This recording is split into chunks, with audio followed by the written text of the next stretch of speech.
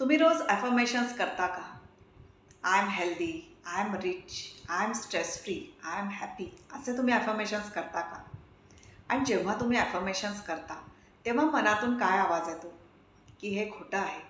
कुठे तू हॅपी आहेस? कुठे तुझ्याकडे पैसा आहे? कुठे तू हेल्दी आहेस? असा आवाज येतो का? आणि मग काय होतं? इथे कॉन्फ्लिक्ट तयार होतं आणि त्या ॲफर्मेशन्सचा फायदा होत नाही. ॲफर्मेशन्सचा ॲक्च्युली बेनिफिट व्हावा, तुम्ही जे काही ॲफर्मेशन स्वतःसाठी ठरवलेत ते खरे व्हावेत, याच्यासाठी त्याला ॲक्शन्सची जोड हवी. जर तुम्ही म्हणत असाल की आय एम हॅपी, तर हॅपी राहण्यासाठी तुमच्या काय ॲक्शन्स आहेत? जर तुम्ही म्हणत असाल आय एम हेल्दी, तर हेल्दी राहण्यासाठी तुमच्या काय ॲक्शन्स आहेत? तुमचे जे काही ॲफर्मेशन्स आहेत याला ॲक्शनची जोड हवी.